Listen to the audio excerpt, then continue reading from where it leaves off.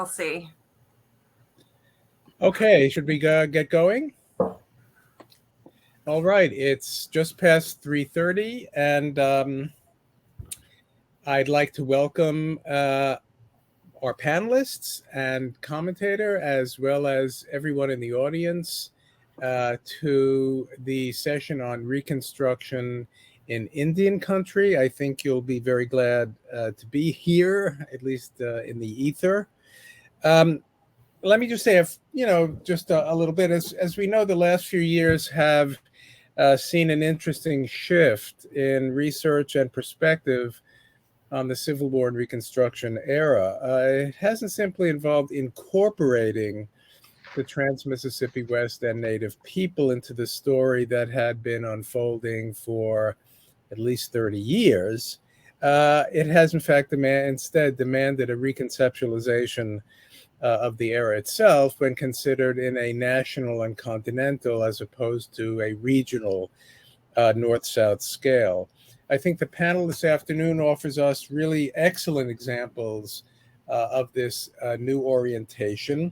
The papers do, as you'll see, of course, extend over a large chronology and are not entirely concerned with the problems of Reconstruction, but I think together they raise important questions about the nature and reach of state power. That's one of the central themes, as well as the liminalities of racial and cultural identity. In this session, we have 3 papers and 1 comment. What I'll do is I'll introduce the 3 presenters first in the order that they'll be delivering their papers. And then I'll introduce our commentator. Let me begin. This is, again, it'll be in the order that they'll present. The first paper will be given by Justin Rogers. Justin has received a PhD in history from the University of Mississippi in 2019, and he is currently an instructor in the Department of History at the University of Mississippi as well. His dissertation, entitled Constructing and Crossing Color Lines, Race and Religion in the Southern Confluence, 1810 to 1865, was a finalist for the 2020 C. Van Woodward Dissertation Prize given by the Southern Historical Association. So congratulations.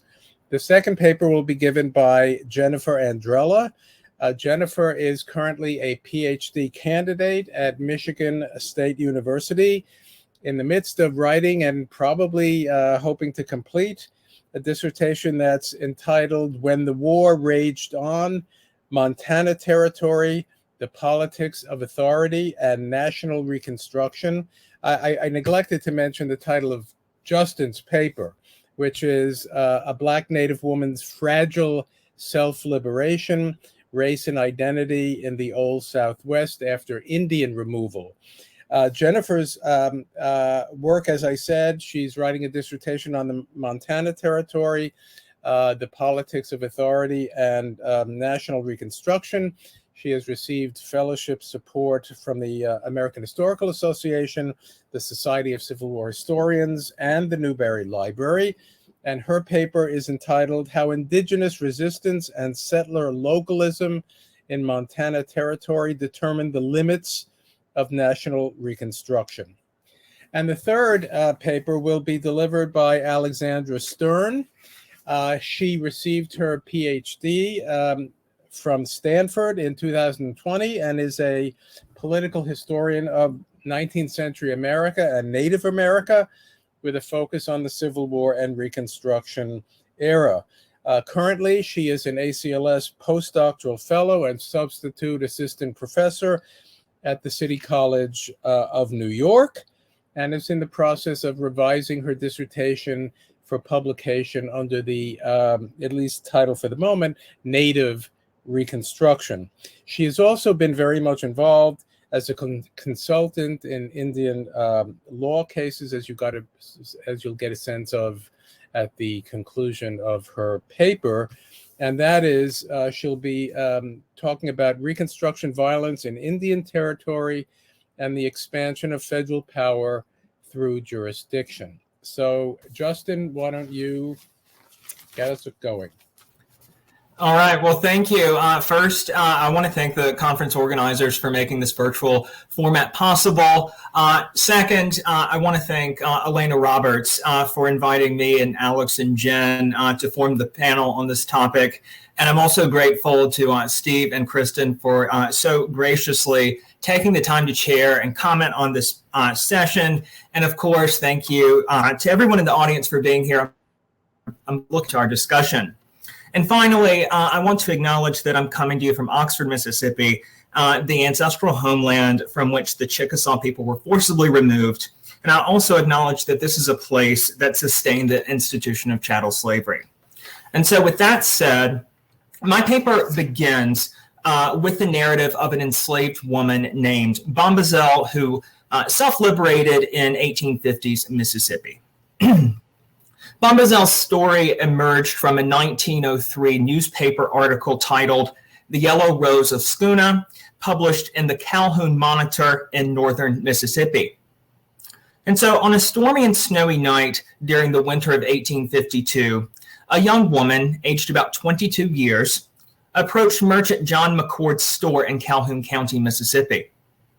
When asked why she was traveling, the young woman, who introduced herself as Bombazell McAllister, responded that she was on her way to Indian Territory, where her Chickasaw kin had been forcibly removed to in 1836.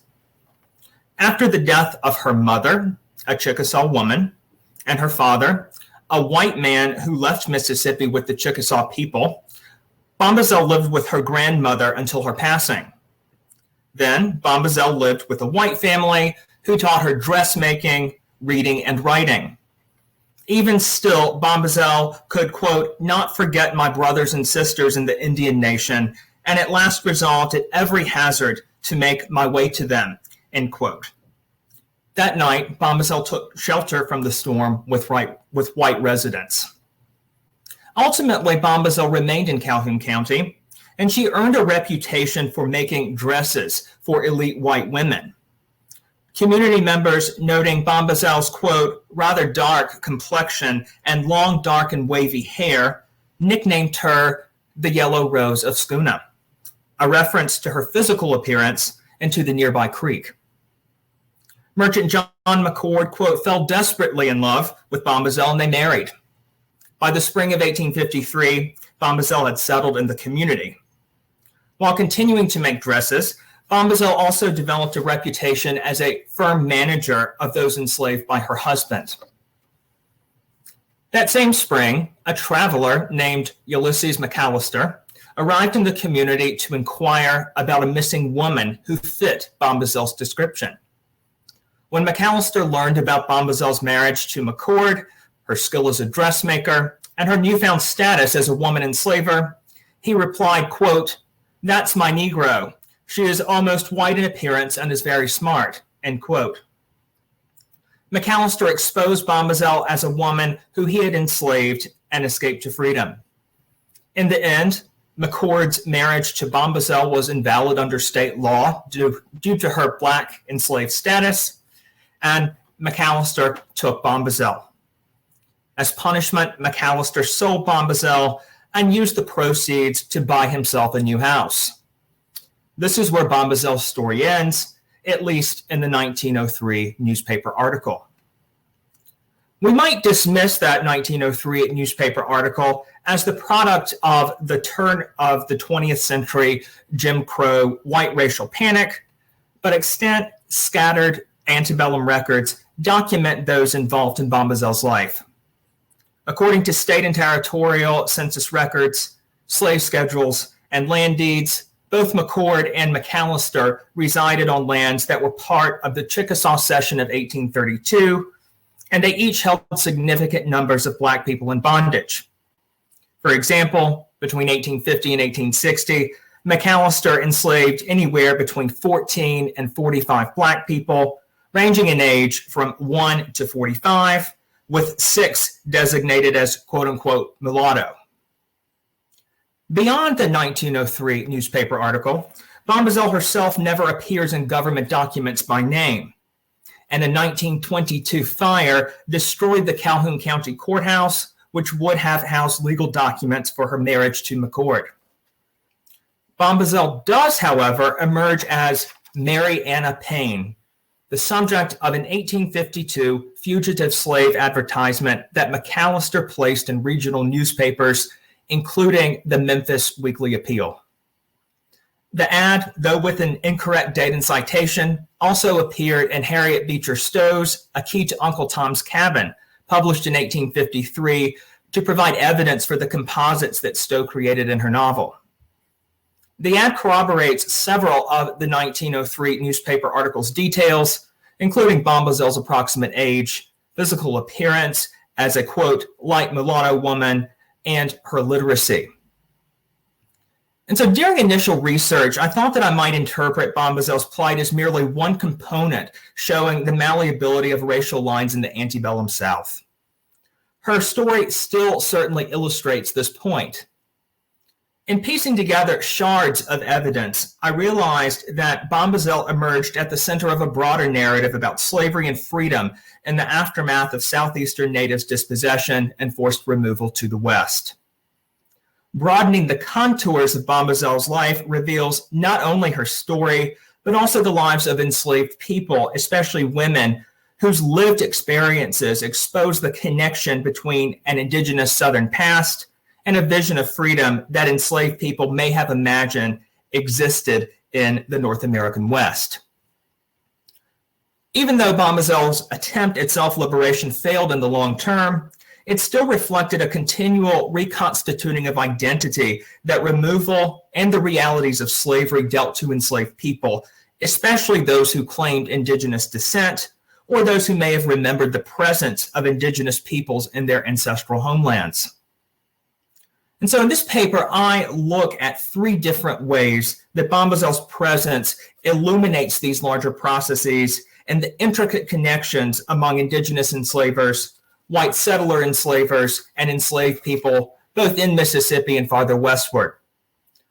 Within this context, and in their attempts to self-liberate, enslaved people like Bombazell deliberately fashioned identities that were convincing to white people as a way to secure a fragile freedom. This is a complex exercise. Historian Marissa Fuentes argues that the remnants of violent structural white supremacy, quote, produce devastating images of enslaved female personhood, and these pervade the archive and govern what can be known about them.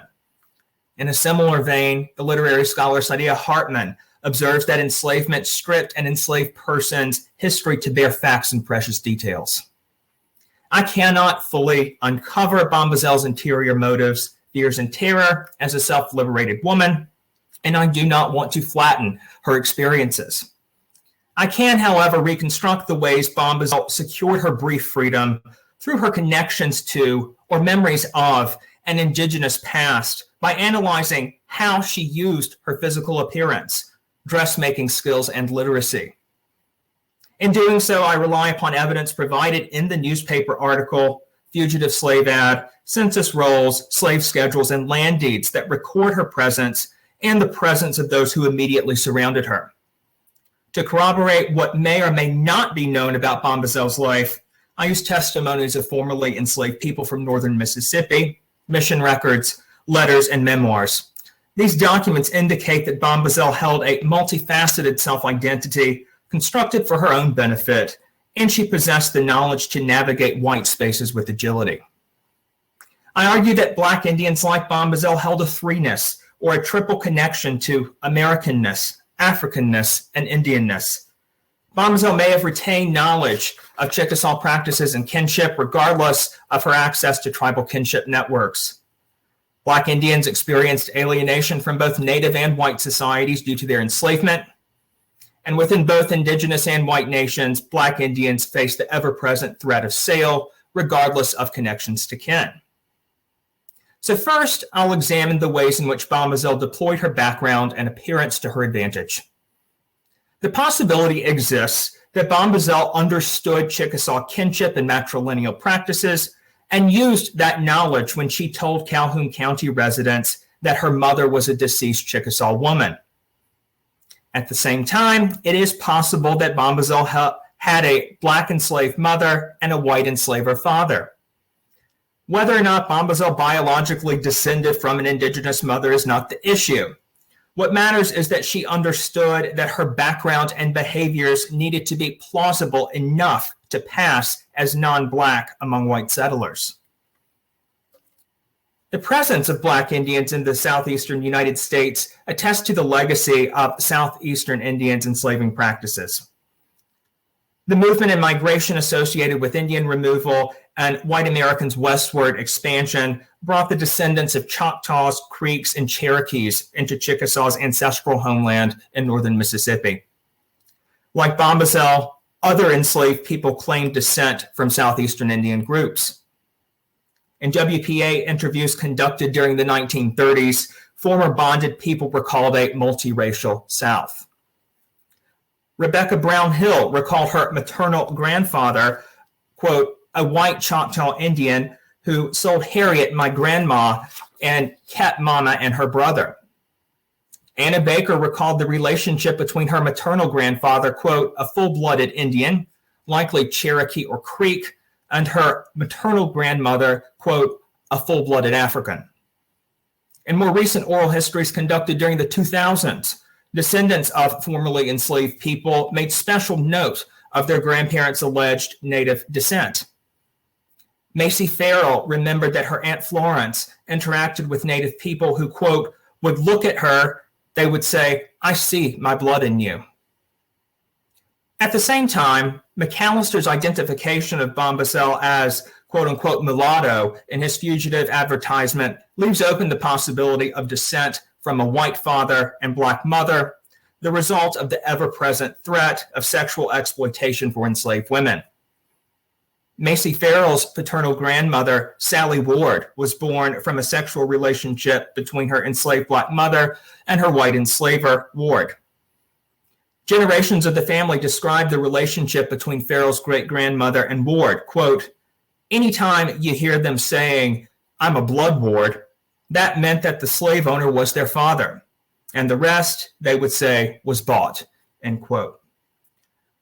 Regardless of Bombazell's parentage, a Chickasaw mother and a white father, a black mother and a white father, or other possibilities, she understood that her light complexion and wavy hair could help her to evade authorities as she absconded to Calhoun County. As Bombazell's story suggests, enslaved people with lighter complexions possess certain advantages in their attempts to self-liberate. So second, laboring as a dressmaker or seamstress would have placed Bombazell within close proximity to white Southerners, and she would later use these skills in her attempt to secure freedom. In July or August, after enslaved men had laid crops, according to formerly enslaved woman Polly Turner Cancer, women carried and spun cloth and, quote, had to reel 4 cuts of cloth a day. Bombazell's skill suggests that she spent a great deal of her time in bondage confined to her enslaver's home, possibly spinning and weaving cloth or sewing. In the process, enslaved women made close observations about the manners and habits of white Southern society. And after her escape, Bombazell's dressmaking allowed her to ingratiate herself among Calhoun County's white elite. We furthermore might understand dressmaking as central to Bombazell's self-created identity if we consider her multiple aliases. McAllister's fugitive ad notes Mary Anna Payne, the surname likely from an enslaver prior to McAllister. Yet Mary Anna Payne introduced herself to Calhoun County residents as Bombazell McAllister. During the 19th century, bombazell was an expensive woven fabric, often silk or silk crossed with cotton, used to make women's clothing. Along with the practical need to evade authorities by adopting a new name, the name bombazell may have reflected a pride in her craft and an understanding that she was entitled to the fruits of her own labor, specifically the creation of beautiful dresses out of fine fabric. Bombazell's choosing the name of a fine fabric could reflect the high value she placed on herself and aspirations for freedom, a value that superseded her status as chattel property. In either instance, deploying her knowledge of a fine fabric gained through dressmaking increased the believability of her story among white community members. When Bombazell arrived in Calhoun County and married McCord in 1852, she assumed an identity as an enslaver. The possibility that Bombazell experienced most of her enslavement in the so-called Big House may have meant that she paid special attention to how white woman enslavers maintained control over enslaved laborers. Stories of Bombazell's time in Calhoun County depict her as a quote-unquote firm mistress who ran the house with energy and ability. An enslaved woman named Old Sylvia acted as Bombazell's quote-unquote trusted servant, while a quote flock of boys and girls attended to her every want. After McAllister found Bombazell, Old Sylvia and her children, quote, clapped their hands at being relieved of such a hard-head mistress. The ability to manage McCord's household and enslaved people suggests that Bombazell understood the inner workings of the antebellum household and the behavior of white woman enslavers. While Bombazell's appearance, dressmaking skills, and outward behavior allow us to perhaps imagine aspects of her life, McAllister's ad verifies her ability to read and write. Bombazell's literacy may link her to Black interpreters enslaved by Chickasaws who attended Monroe Mission, established in the Chickasaw Nation in northern Mississippi by white Presbyterians during the 1820s and 1830s. At the mission, enslaved women earned a reputation for interpreting among the Chickasaw and white settlers, and their knowledge of English and reading and writing continued past the Chickasaws' removal. Given Bombazell's age at 22, it is possible that she interacted with enslaved women associated with Monroe from a young age. She might have gained knowledge of Chickasaw social organization. While the mission aimed to, quote unquote, civilize the Chickasaw people, it appealed most to enslaved people who sought educational opportunities and a chance to see distant or separated kin. According to missionary Cornelia Pelham, by 1831, about 2/3 of the attendees at mission meetings in northern Mississippi were, quote, of African descent. These mostly understand English and on that account are more accessible than the Chickasaws. Pelham reported that one enslaved person could, quote, read fluently in the Bible, while other enslaved people could sing hymns, which they've committed to memory from hearing them sung and recited. Enslaved women played prominent leadership roles at Monroe and thereby gained practical knowledge and access to kinship networks, which they used to teach other enslaved people how to read and write. Dinah, the first Black woman who joined Monroe Mission, could speak Chickasaw and English, read the Old Testament, and acted as one missionary's most important interpreter to the Chickasaw. Eventually, through her work as an interpreter, Dinah saved enough money to purchase her freedom and helped her husband to purchase his. Dinah's literacy and skill gave her the ability to navigate Black, white, and Chickasaw spaces at once. Bombazell's claim to Chickasaw descent, along with her documented ability to read and write, might reflect enslaved women's literacy in religious spaces after Chickasaw's forced removal. Despite the passage of anti-literacy laws for enslaved people in southern states, including Mississippi during the 1830s, some enslaved people did learn how to read and write as a skill that their enslavers found beneficial. Clara Young, for example, recounted that another Black woman taught enslaved people who worked in her enslaver's home to read and write.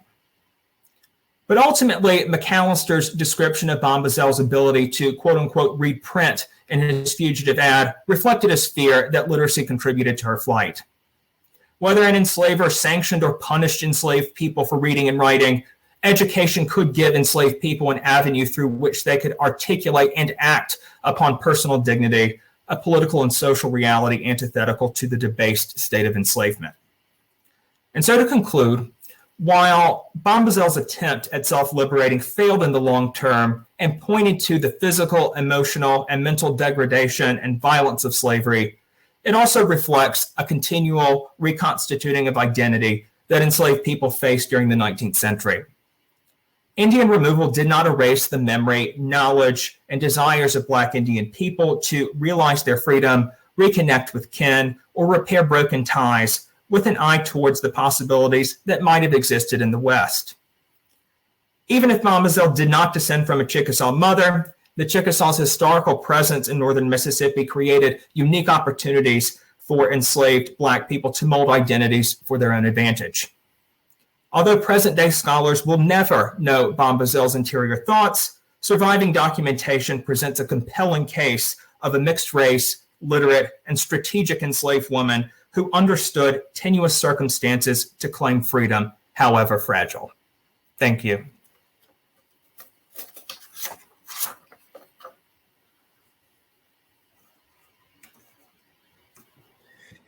Thank you.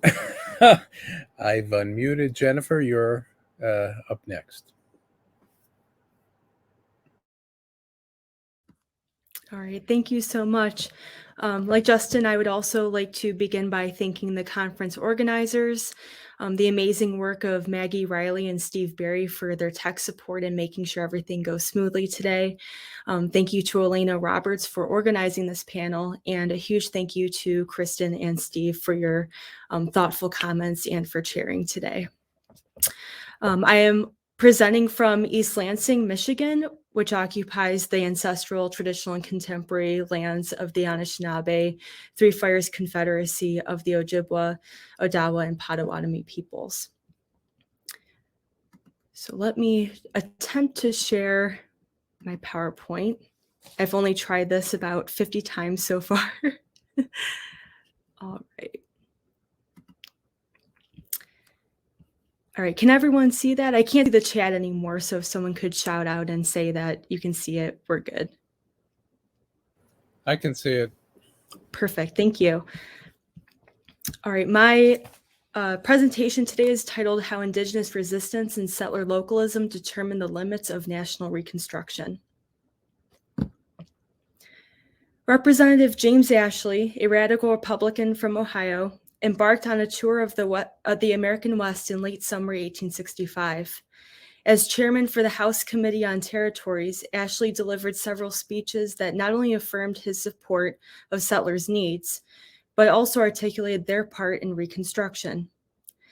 Ashley made sure one of his stops included Virginia City, the capital of Montana Territory, where large numbers of Democratic and Confederate supporting settlers resided following a mass migration from Missouri during the Civil War.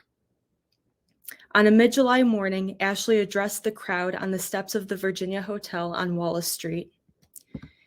He proclaimed, "There are numbers of citizens of Montana who have come from the South. Let us subordinate all minor distinctions and work together for the good of our common country. Here, surrounded by hostile Indians, you can unite in a manner and with a cordiality unknown to those who have never shared danger and privation together in a distant land." Sensing that he struck a familiar chord with the crowd, Ashley continued, "Let us unite to make this country the noblest and greatest on the face of the earth. Let us bring our northern and southern brethren together."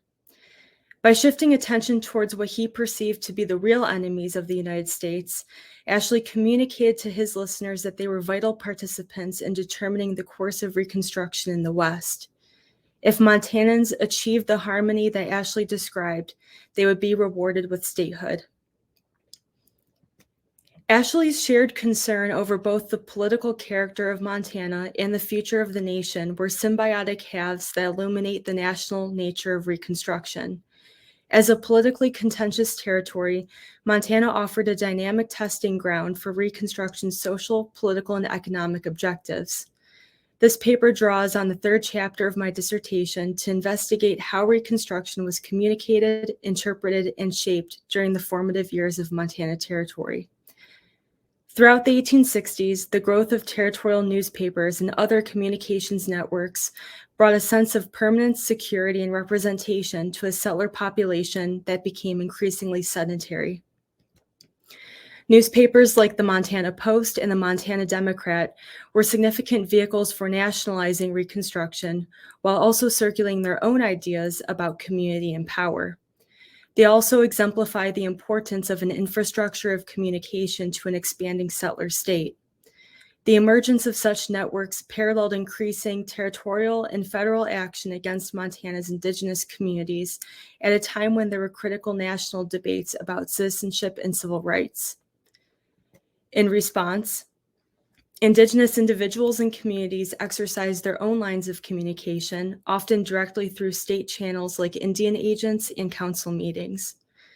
By studying the lines of communication, the duality of power between the local and national provides a new lens through which to study the transformative process of Reconstruction across the national landscape. In the Reconstruction West, people on the ground determined their own sense of belonging, how they perceived one another, and how they defined their relationship to authority. Like many towns in Montana, Virginia City exemplified the territory's unstable political condition at the conclusion of the Civil War. Territorial incorporation ushered certain infrastructural changes, including a system of federally appointed leaders, congressional oversight on territorial legislation, and non-voting representation in Congress. Because territorial governors, secretaries, and Supreme Court judges were appointed by the president and confirmed by Congress, many of these leaders were Republican throughout Reconstruction.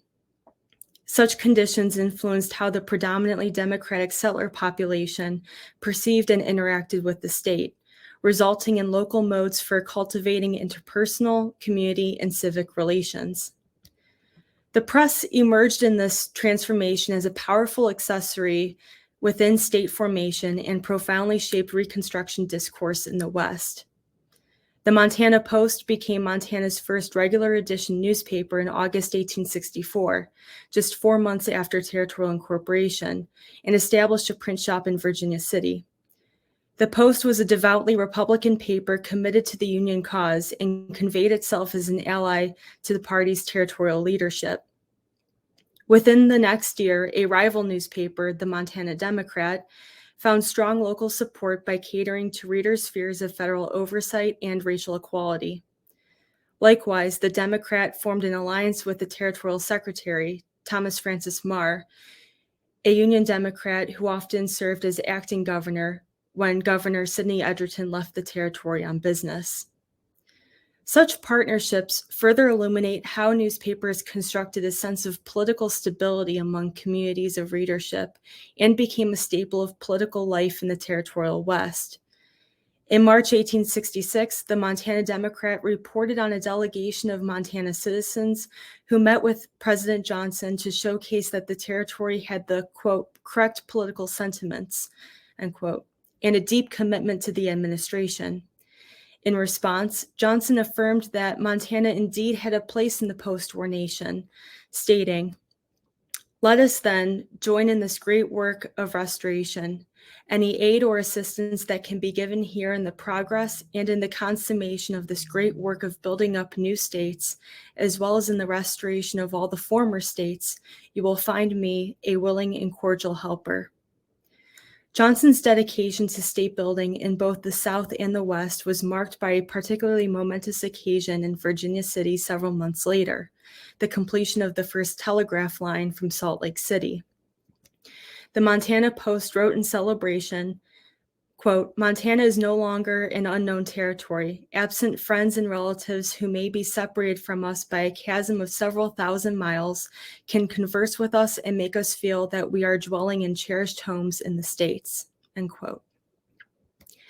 As felt in the tone of this message, telegraphs were not merely an extension of communication, but a symbol and tool of bridging East and West as depicted in paintings like John Gass's American Progress.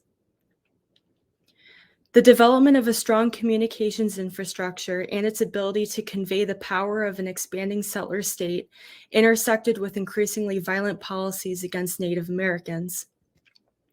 The 10-year expiration of the Blackfeet and Hellgate treaties in 1865 and increased overland traffic on the newly trekked Bozeman Trail assisted an invasive sprawl of settlers into Montana's western agricultural valleys.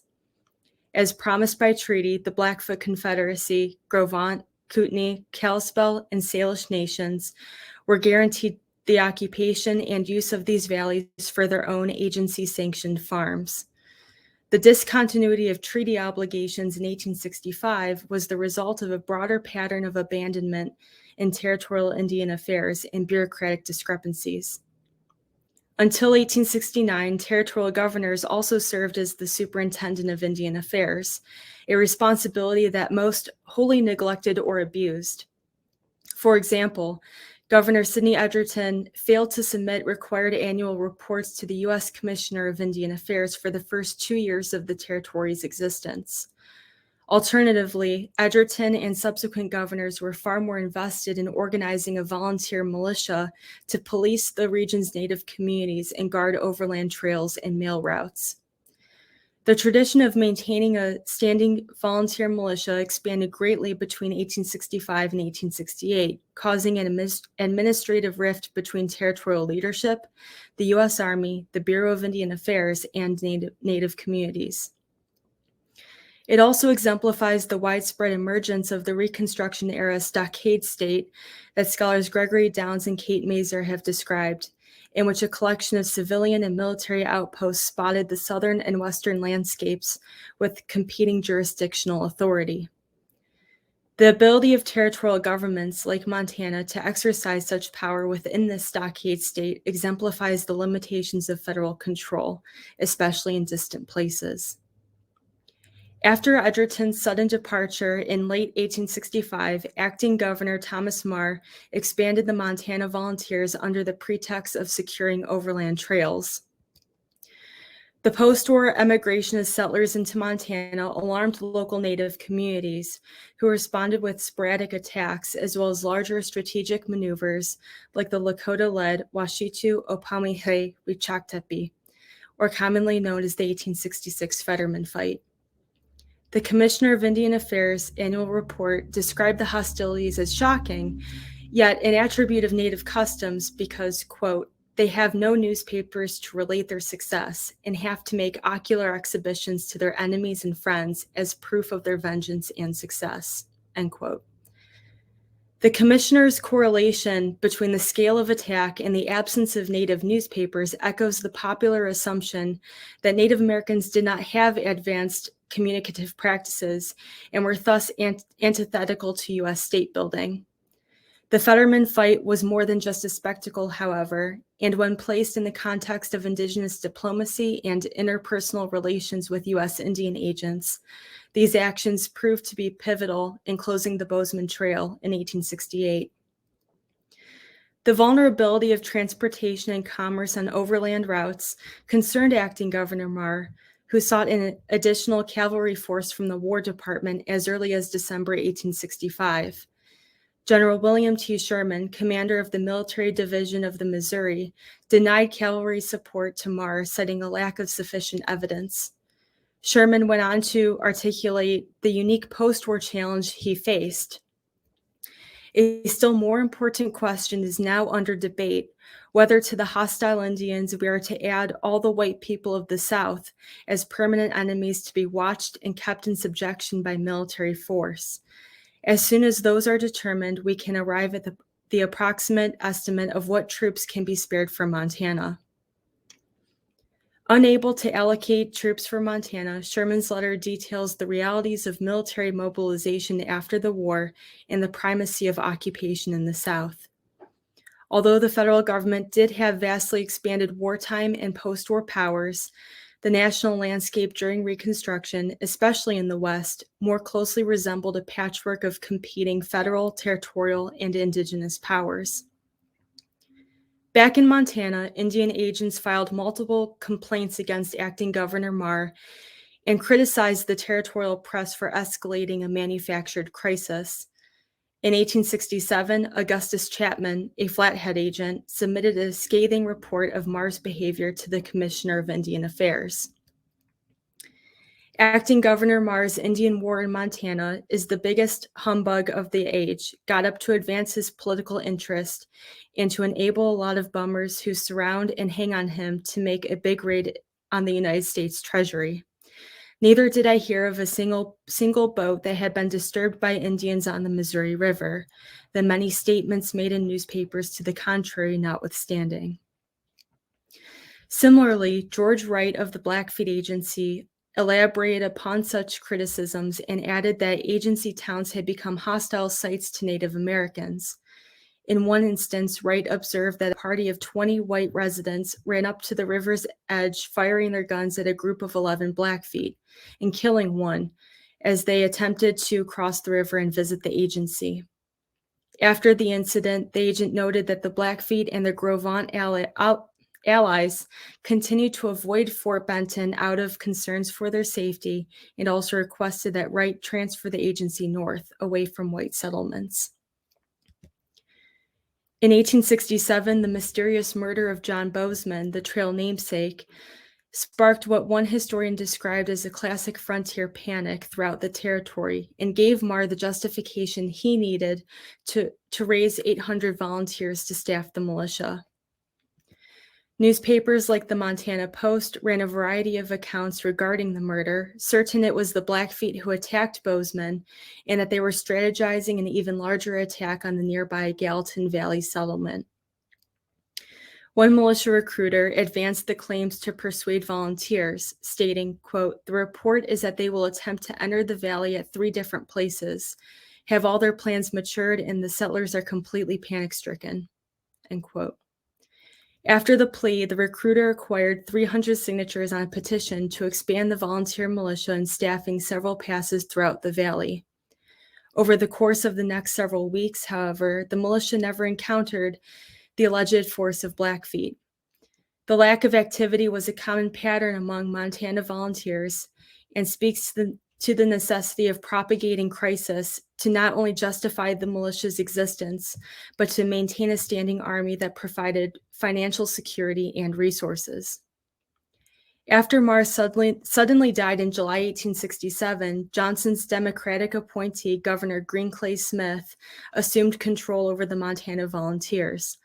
Under Smith, the militia transformed into an even more formalized organization with several functioning camps located in the southwest quadrant of the territory. Throughout the historical record, there is a profound linguistic difference in the way Smith articulated Native Americans as hostile and how this language of hostility facilitated state-sponsored exclusion, displacement, and warfare against Native communities. Often evoking the trope of hostile Indians in writing, Smith rendered Native Americans as impediments to the process of state formation. As summer waned in 1867, Smith released a series of special orders that directed militia operations throughout the region. Such orders positioned the volunteers in near constant mobility, often for the vague purpose, quote, "to ascertain the whereabouts of hostile Indians," end quote.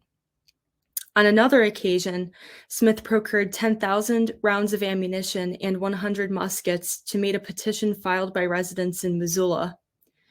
Smith fully believed in gluttonous militia spending, once expressing to a colleague, quote, "I intend the military moves in this territory to be a success and have my orders approved by General William Sherman in the War Department," end quote. Smith also expected the War Department to eventually reimburse his efforts. The destructive 3-year existence of the Montana Volunteer Militia rested on the presence of a constructed threat to the territory's path to statehood. As articulated in correspondence, reports, newspapers, and other documentary sources, the networks of communication in Montana encapsulate both the colonial nature of state building and the violent practices and policies of exclusion that became commonplace throughout the Reconstruction West. The Montana story also reminds us of the limits of Reconstruction, especially when considered under a context of emerging national citizenship legislation. Both the Civil Rights Act and the 14th Amendment in 1866 newly defined U.S. citizenship as all persons born in the United States and not subject to any foreign power, excluding Indians not taxed. In Montana, readers of the Montana Post learned about the Civil Rights Act as it ran adjacent to another column of local interest titled "The Indians Again." The comparison of national and local news pieces visualized how Native communities occupied a historically muddled category between sovereignty and race, what one Democratic senator described as quasi-foreign nations, whose citizenship was perceived as a degradation to the privileges of others. As freed people and their political allies worked to dismantle slavery and race when redefining citizenship in the East, Western territories like Montana reinforced other bonds between white settlerhood and nationalism that entrenched their own attitudes over race, labor, and rights to the land. Information networks and systems of communication were critical components to Reconstruction as a national state-building process. Importantly, however, this communication was bilateral. In addition to Eastern lawmakers and politicians, were Indigenous people, settlers, and territorial leaders who strategically maneuvered within these structures. It also reveals a critical paradox of Reconstruction, that the development of a strong communications infrastructure inherent to state building also mobilized widespread miscommunication, abuse of power, and violence amid critical national debates to expand citizenship and civil rights. For those who were increasingly communicated out of Reconstruction, such marginalized individuals and communities relied upon long-standing interpersonal networks to assert their visibility within the state. Behind these lines of communication were complex lines of power, and such processes enabled the nationalization of Reconstruction through interpretation and influence from the ground. Thank you.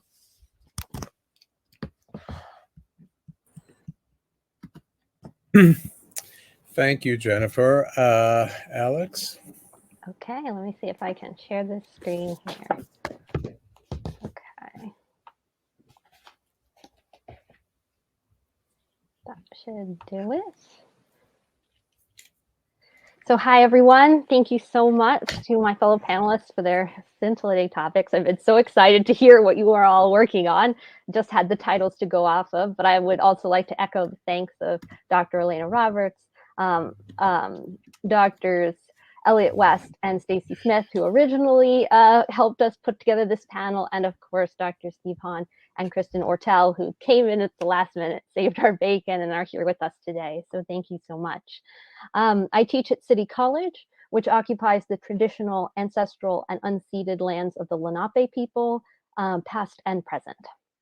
So for today, I'm going to start us off with kind of the big picture view, and then we will move forward into the nitty-gritty specifics of jurisdiction. So as all scholars on this panel would likely agree, the history of Reconstruction is not complete as a simple North-South story as it is traditionally told.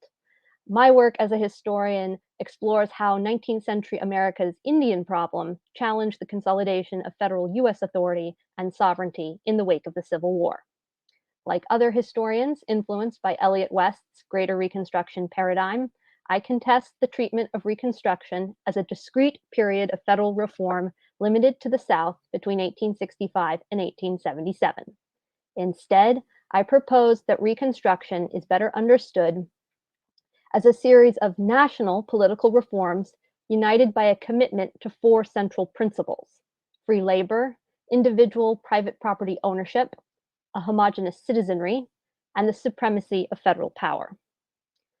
Focusing on the Cherokee, Creek, Choctaw, Chickasaw, and Seminole nations, or the 5 tribes of Indian Territory, my research reveals how Native American governments were actively reconstructed by federally sanctioned agents and contested their reconstruction in the post-war period.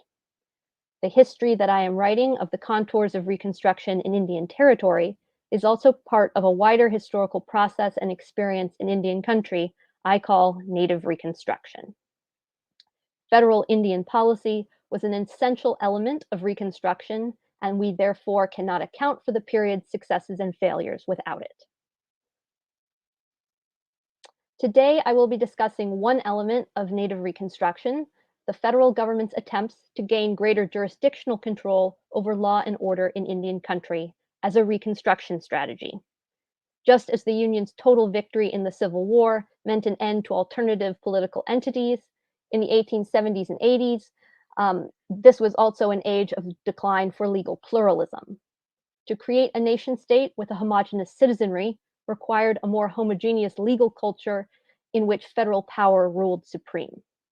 I argue that the creation of the Major Crimes Act of 1885 was a watershed moment and legislative reform in the process of Native Reconstruction.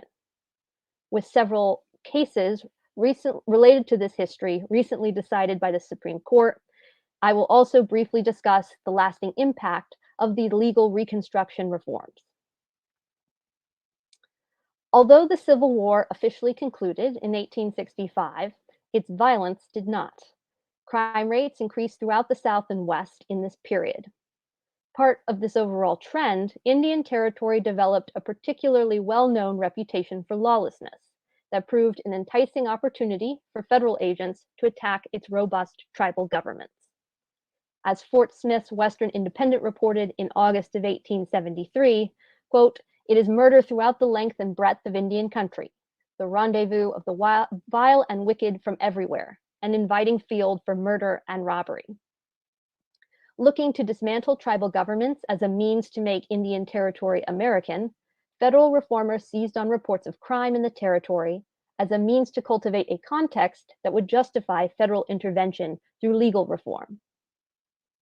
The 5 tribes frequently addressed Congress seeking to combat these exaggerated reports of crime in the territory. They recognized federal accusations of lawlessness as a ploy to question the validity of tribal courts. Leaders within the 5 tribes understood federal intervention in Indian Territory as a related project to the reconstruction of the former Confederate states. Seeking to contest Indian Territory's lawless reputation in Washington, they contextualized Indian Territory's crime rates in terms of other states in the South under Reconstruction. As William P. Ross, principal chief of the Cherokee Nation, reminded Congress in 1874, "Those who wail most loudly over crime in Indian country are most familiar with criminal acts at home."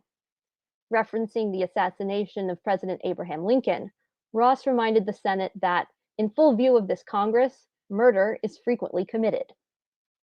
While the 5 tribes' leadership successfully lobbied against the passage of new territorialization bills in the 1870s and 80s, they, like many former Confederate states, struggled to recognize their freed people as full tribal members. Ongoing tensions between Native and Black tribal members did result in violence in Indian Territory that was further sensationalized by the national press. Meanwhile, agents in the Office of Indian Affairs were searching for a test case to expand American criminal law to cover crimes committed by tribal members on Indian lands. They hoped that Indian Territory's numerous reservations and Native Nation boundaries would produce the kind of case they needed. In 1882, federal agents thought they had found such a case when Johnson Foster, a member of the Creek Nation, murdered Robert Posal, a member of the Arapaho Nation, on the Potawatomi Reservation.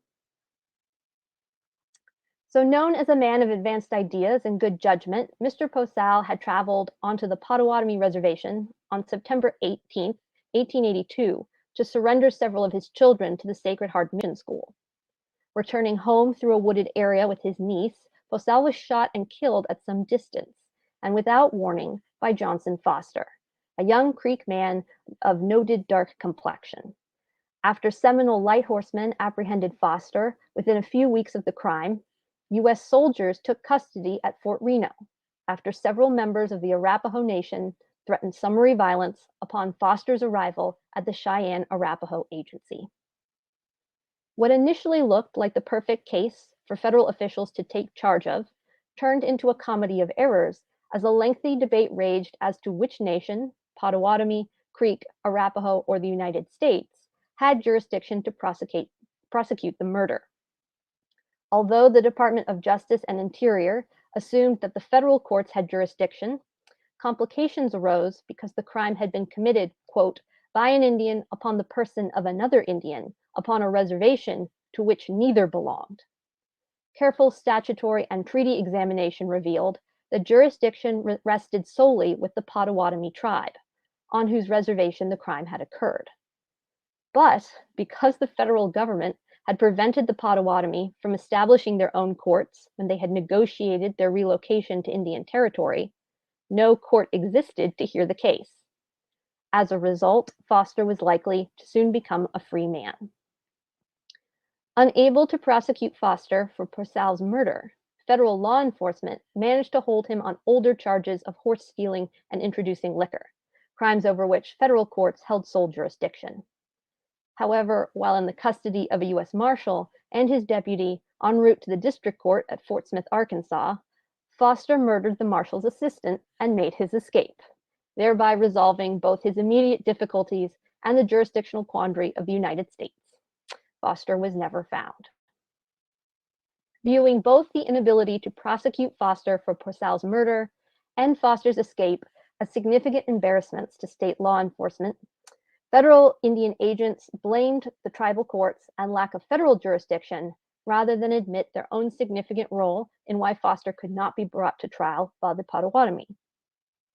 While the Senate passed a resolution requesting copies of all papers related to the case for further review, there was a reluctance to act unilaterally to make Native people subject to U.S. law without prompting from the courts.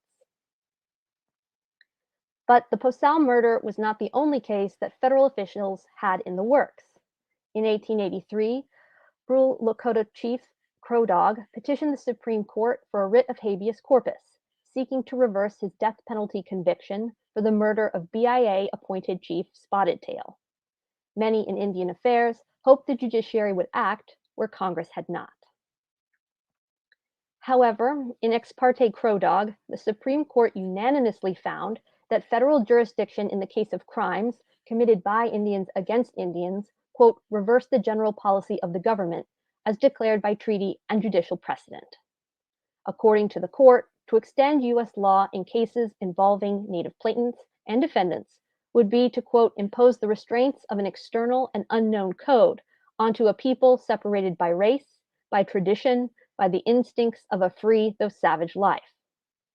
Advancing a primitive understanding of tribal life and justice, the court emphasized the differences of race and culture as a significant barrier to applying Anglo-American law in Indian country. Yet despite the overall defense of tribal jurisdiction in such cases, the court gave federal reformers a clear path to a more favorable ruling, noting that any departure from the general recognition of tribal jurisdiction over cases like the Crow Dog murder would require, quote, a clear expression of the intention of Congress, end quote. Unable to find such congressional intention related to the case, Ex parte Crow Dog resulted in Crow Dog's release and continued tribal jurisdiction over crimes committed by Indians on tribal lands. With such a high-profile case and the clear invitation to clarify its jurisdictional claims, Congress acted quickly, passing the Major Crimes Act the following year as part of the Indian Appropriations Bill of 1885. The act declared 7 major crimes, including murder, manslaughter, rape, attempted murder, and burglary, would now be subject to federal jurisdiction. A significant broadening of federal jurisdiction in Indian country, the Major Crimes Act marked the first systemic intrusion by the federal government into the internal affairs of the tribes. It was also key to achieving the Reconstruction goals of securing greater legal uniformity throughout the United States. The Major Crimes Act, in turn, came under judicial scrutiny, but survived its review in the 1886 case, U.S. v. Kagama. The court's decision upheld the establishment of federal jurisdiction over serious crimes committed by Native Americans on reservation lands.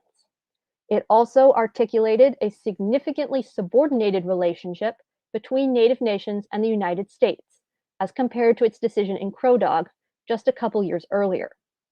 Quote, these Indian tribes are wards of the nation, the decision proclaimed.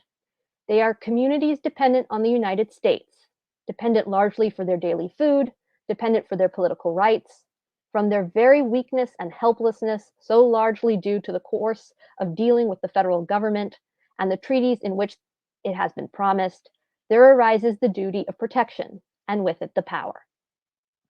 The history of federal intervention in Native communities, structured by treaties negotiated between 2 sovereign nations, now provided the precedent to make Native governments entirely subordinate to Washington on the basis of its wide-ranging duty of protection. As the court saw it, the power of the general government over these remnants of a race once powerful, now weak and diminished in numbers, is necessary to their protection, as well as to the safety amongst whom they dwell. The court thus upheld the Major Crimes Act and its considerable expansion of federal jurisdiction throughout Indian country. In Indian Territory and elsewhere, the goal of curtailing Indian country's lawlessness had very little to do with justice. The purpose of imposing federal jurisdiction over Indians on Indian lands was first and foremost the destruction of tribal legal institutions, a critical stepping stone in the effort to reconstruct and thereby integrate Native Americans into American society. As it turned out, legal reform was far more successful at dismantling even the most, quote, civilized of tribal governments than lowering crime or its underlying causes in Indian country. The Major Crimes Act became one of the most significant laws to restrict tribes' jurisdiction over their own people. It was therefore an essential political tool for undermining the unexpectedly vibrant tribal institutions in Indian country. A homogenized American citizenry, Reconstruction-era reformers believed, required the rule of a homogeneous legal culture. Locating Indian country's tangle of jurisdictions and the innervation of tribal courts in the reforms of Reconstruction, we can much more clearly understand their original context and intent. But this is not just a historical issue. The legacies of Indian country's uneven Reconstruction by Congress, and that Reconstruction, especially in Indian Territory, are still with us today and connect to work that I have done as a historian in support of Native nations' present-day litigation to preserve and expand their sovereignty. In the 19th century, the supposed pervasiveness of lawless in Indian Territory provided the wedge for federal intrusions and Reconstruction reforms. The establishment of federal jurisdiction in Indian country promised to solve the issue of lawlessness. But the lawlessness for which Indian country became so famous in the 19th century has only gotten worse. Outsiders continue to use the tangle of multiple jurisdictions in Indian country to commit and get away with crimes, and federal prosecutors show little interest in pursuing cases. Today, the violent crime rate on America's 310 Indian reservations is 2.5 times higher than the national average.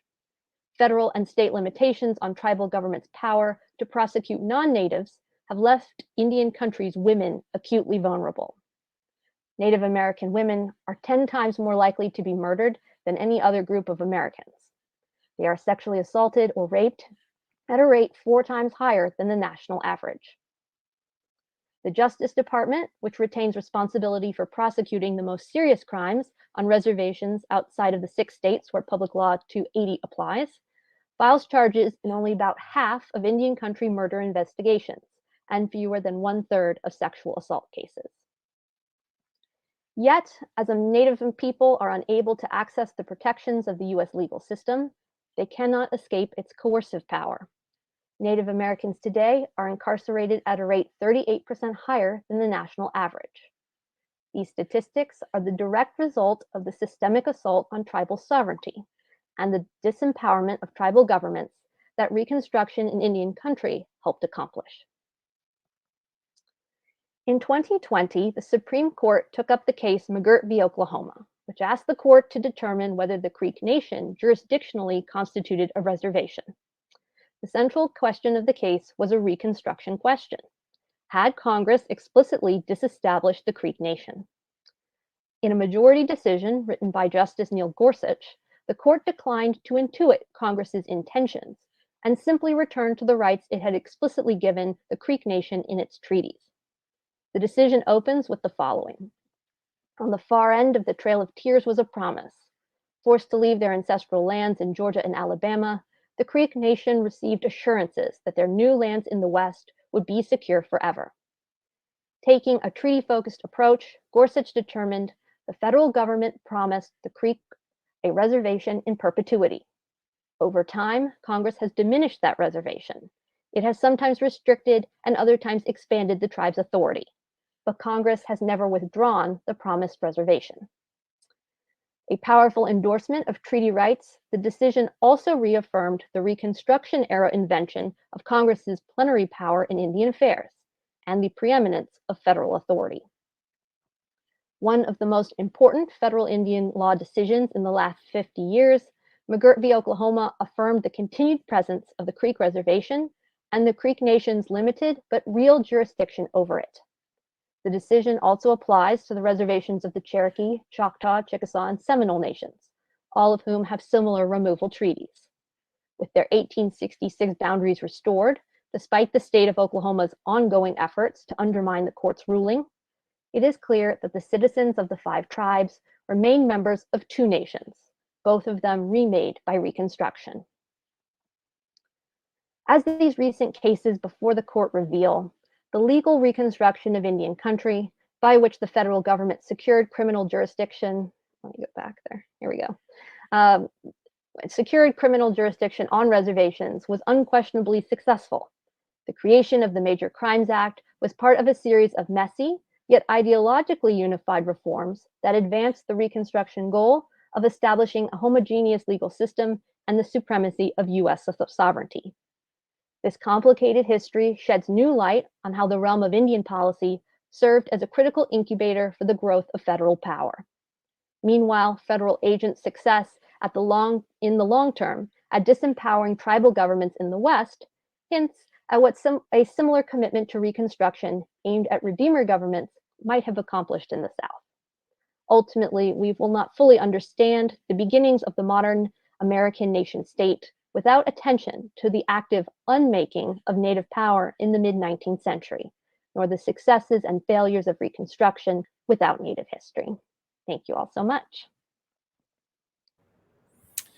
Thank you. Thank all 3 of you for very stimulating papers. Let me introduce the commentator for this session, Kristen Ortell. Kristen received her PhD from the University of Texas at Austin, and she is currently the Mary F. Barnard Chair in 19th Century American History at the University of Tulsa. She's the author of at least 3 books. The first, Blending Borders, Race, Gender, and Violence in Pre-Civil War Kansas, and most recently, Harriet Tubman, Slavery, the Civil War, and Civil Rights in the 19th Century. Currently, she's at work on a book dealing with the Underground Railroad in Indian Territory, tentatively entitled Seeking Freedom in Indian Country. Kristen?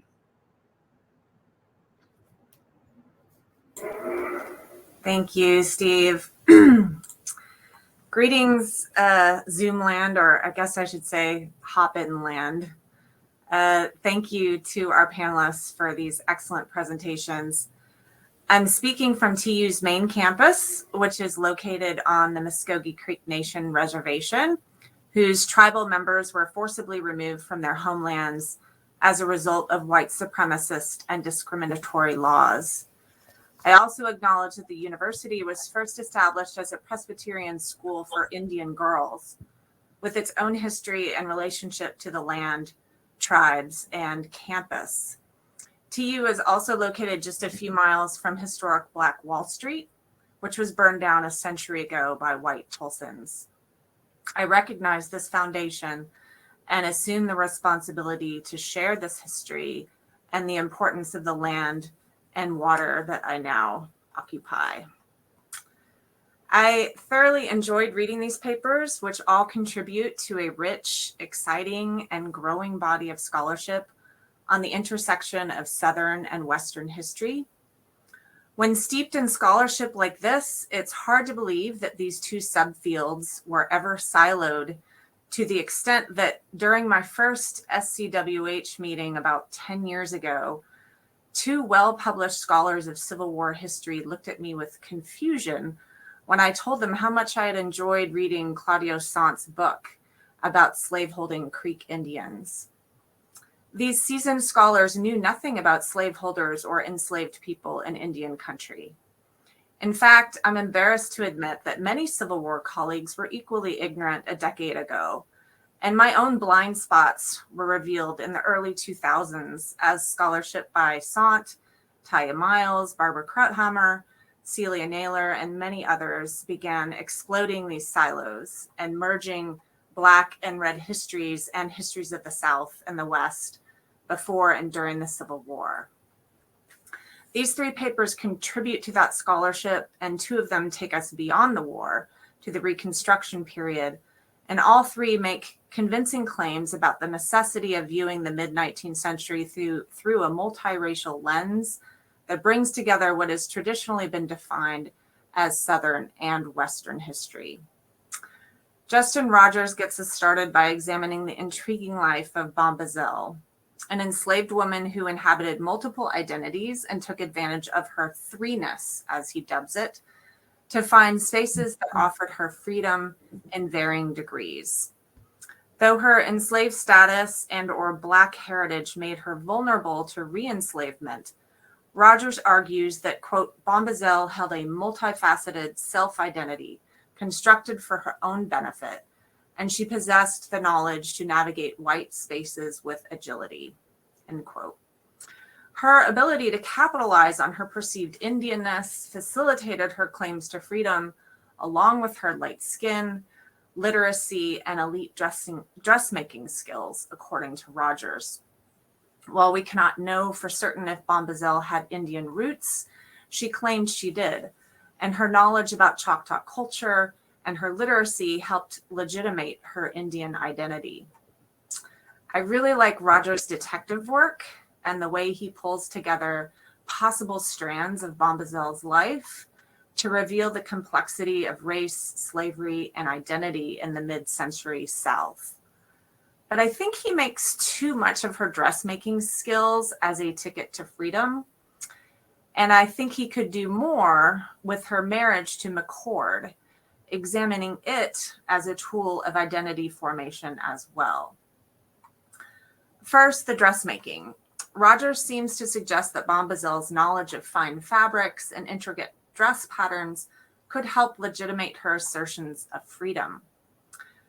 However, recent work by historians Sophie White and Carol Weaver reveals that dressmaking was a fine art practiced by elite enslaved women across the South, especially in Louisiana and New Orleans. Given Mississippi's proximity to New Orleans and that city's influence on Mississippi culture, I think her dressmaking certainly identifies her as an elite slave, one who undoubtedly spent a lot of time working with her white clientele. But I don't know if necessarily it enhanced her ability to project a free identity. Her marriage to a white man, however, definitely carries this possibility, especially given that concubinage was fairly common in this region. Although it was eventually voided, her legal marriage to a free white man not only reinforced her potential whiteness and thus her freedom, but also provided social capital as a married woman, an important marker of success for all women in the 19th century.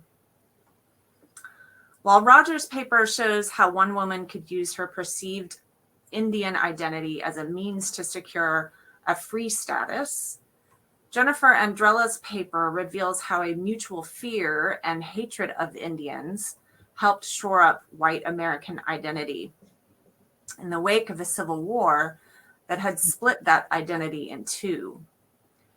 Andrella reminds us that the Reconstruction period involved not just restoring Southern states to the Union, as President Johnson mentioned in her paper, but also adding new states like Montana. These two processes were interrelated and should be discussed simultaneously, not separated as if they weren't part of the same federal project to forge a national identity out of the ashes of a civil war. It's clear from Andrella's paper that this reformulated national identity privileged federal oversight and ultimately whiteness as well. She chronicles how the Montana Territorial Press, headlined by two politically opposed newspapers, helped communicate this national vision, even as it disagreed about the relative strength of national versus local control. The press also helped manufacture what historian Peter Silver would call the anti-Indian sublime, a pervasive fear of Indian attack that helped legitimate Governor Meagher's creation of a local militia, even though in 1867 it was a party of white vigilantes who killed and scalped an innocent Piegan Blackfoot Indian. I think Andrella could emphasize the racial dimensions of this national Reconstruction project more clearly, because I think historians have underestimated how crucial anti-Indian racism was to reconstructing national identity after the war. For example, Andrella discusses the local militia and its role in supporting a sense of community defense. Could she find out who served in this militia? Are there muster rolls? What states were these soldiers from, and were they both Democrats and Republicans? By answering these questions, she could illustrate how militias functioned as crucibles of Reconstruction in the West, knitting together North and South in opposition to the perceived Indian menace. Thus, she could build upon David Blight's and others' claims that the romance of reunion was forged in wartime memories of heroic blue and gray battlefields. Andrella's paper illustrates that it was also forged in Reconstruction-era conflicts, if you look to the West, to the battles that Northerners and Southerners waged against Indian nations. Indeed, these battles and the role that anti-Indian racism plays in sustaining our national identity persist into the 20th and even the 21st centuries, as Alexandra Stern's paper demonstrates. Stern asks us to pay greater attention to how federal attempts at legal control in Indian country played a significant role in Reconstruction-era policies and politics. She argues that the passage of the Major Crimes Act of 1885, which allowed federal jurisdiction over violent crimes committed on Indian lands, was a, quote, watershed moment of legislative reform in the process of Native Reconstruction, end quote. Her evidence reveals how reports of rampant crime in Indian territory legitimated federal intervention in tribal affairs, much like Andrella's hyperbolic press accounts of Indian violence justified the formation of federally funded militias. In both cases, the anti-Indian sublime functions to invite federal intervention and nurtures a national identity that is sustained in part by opposition to supposed Indian violence and lawlessness. Stern points out how Indians called out the farce of this lawlessness, noting that Cherokee Chief William P. Ross highlighted the hypocrisy of the federal government's accusations of violence in the wake of a presidential assassination and Reconstruction-era vigilantism. But Ross and other tribal leaders at times reinforced the othering of Indian nations as they criticized Comanche outrages on the Southern Plains and even reinforced white supremacy as the Chickasaw refused to recognize the Treaty of 1866, which emancipated the enslaved in their midst.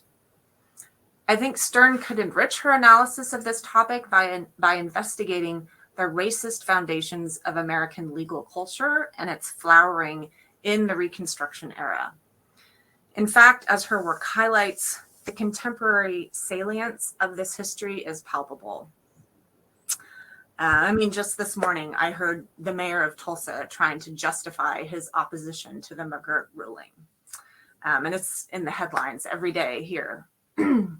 Not coincidentally, the roots of critical race theory are in legal history, and you can see the tentacles of white supremacy invading federal legal statutes in the Reconstruction era, not just in the South, which struggled to supplant the racialized control rendered by slavery with one controlled by white supremacy, but also in the West.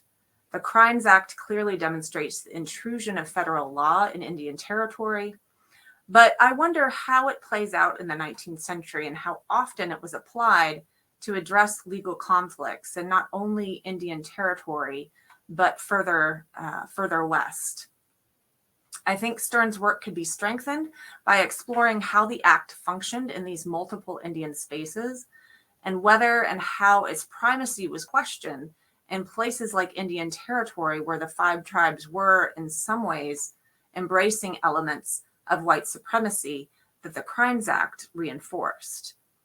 Perhaps the most unfortunate revelation embedded in Stern's paper for me is how insidious white supremacy could and can be in infecting populations like the five tribes to the point of getting them to promote ideologies that simultaneously destroyed their sovereignty. Finally, I think all three papers offer concrete evidence of how Southern and Western histories intersect, indeed, how they are always intertwined. And this question of sovereignty animates both the conflict between North and South and between Indian nations and the federal government. Perhaps if all historians adopted Rogers' approach of viewing the 19th century in its threeness, we could bring together these crucial histories and revise the national narrative of Reconstruction to include the West and the many and varied peoples who inhabited it. Thank you. Terrific. Thank you very much. We have a few minutes left, and why don't we begin by asking Alexandra, Jennifer, or Justin, if they wanted to respond in any way to Kristen's comments. And then if we have a few minutes, perhaps we can open it up to questions from our audience. Anyone have some thoughts? I'll go. All right. First, Kristen, thank you so much for those comments. And they are very well taken, especially those that deal with the dressmaking. And I see exactly what you're saying about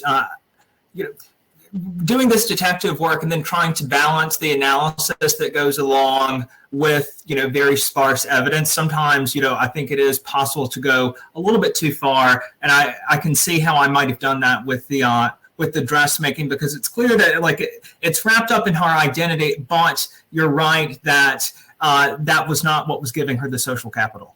And so that's something that I can work on as this piece evolves. So thank you.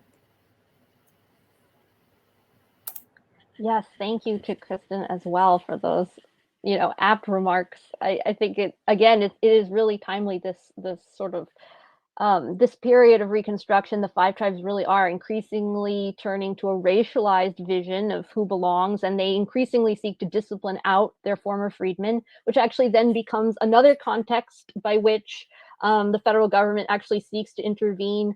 A huge part of allotment in Indian territory is actually Henry Dawes and like-minded Republicans saying we actually have to give freed people land. The tribes aren't doing that, and it becomes this kind of progressive justification for their, very coercive intervention.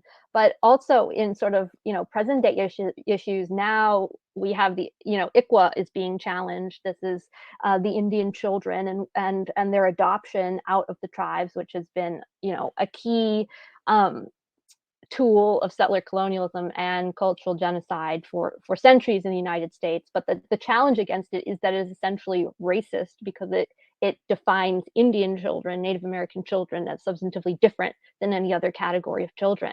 And so, we see in the history of Reconstruction, we see kind of now the adoption of an increasingly racialized definition of the tribe rather than sort of a power sovereignty definition of the tribe really can kind of come back and bite you in a lot of, different ways. I mean, the defense of ICWA will be quite robust, since this is really a keystone piece of legislation, but the threat to it is also very serious in the ways in which Native nations are seeking to reclaim their sovereignty and their futures in the United States. Thank you. Yeah, thank you so much, Kristen. I greatly appreciate your feedback, and it gives me so much to think about as I go to revise this chapter. And I think the way you talked about bringing out the racial dimensions of this work more, and how I might be able to do that through talking about the demographics of the Montana Volunteer Militia can really just, it can be very profound in the way that those two are entwined. it reminds me I have to go through a stack of papers that I have here from the Montana Historical Society that are like the muster rolls of the Montana Volunteers. So those records do exist, and I want to sort of parse out who's who. And I do recall that a large number were immigrants and people from all over the place. It's also people who are scraping by and struggling to make ends meet. So there's definitely an economic complex there as well. So thank you so much. Well, the immigrant piece would be fascinating too. Yeah. Because that feeds right into the narrative of kind of becoming American by becoming racist, which is such a sad fact. Right. Absolutely. Okay, we have a few minutes. I'd like to ask those who are attending this session, if anyone would like to raise a question or offer a comment. You can use the chat function and just make it clear to whom you're directing your question or thoughts. Anyone interested at this point?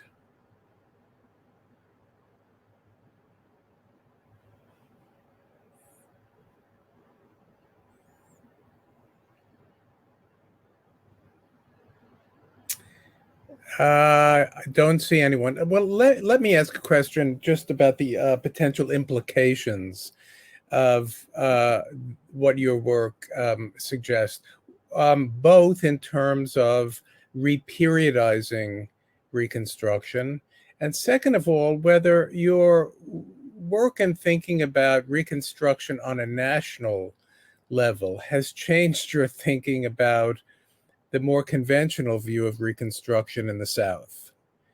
In other words, if you're right about what you're getting at for Reconstruction in the West and in the nation at large, what does that mean for how we think about Reconstruction in the South?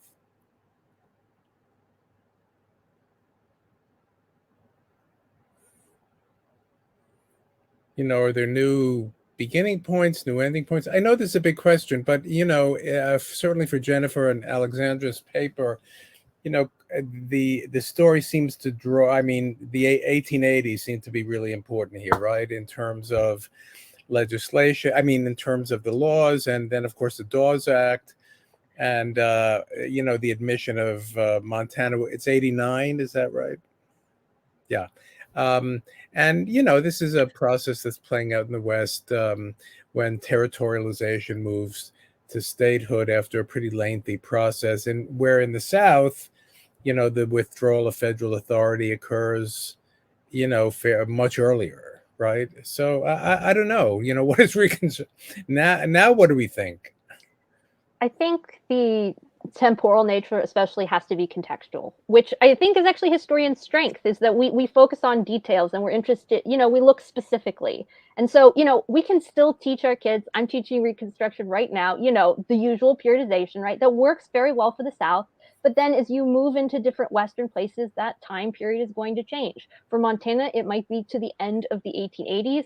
For me in Indian Territory, it's till 1907, which, you know, I know would freak a lot of people out because they're worried about Reconstruction as a category kind of stretching. But it's also, it can be that long in Indian Territory because they have these treaties, which really, you know, these unique, very protective treaties that allow them to kind of drag it out longer, versus in other places in the West, it's a much shorter span, much more focused in kind of a military history. Mm-hmm. The one thing, to answer the other part of that question really quickly about thinking about the South, Dr. Elena Roberts' new book has also really shown this, but she and I wrote our dissertations at very similar time periods without any knowledge of each other, but we both kind of proved, independent of each other, the ways in which at least Indian Territory is this gorgeous like counter case. It's almost the counterfactual of what would have happened if you had given freed people land.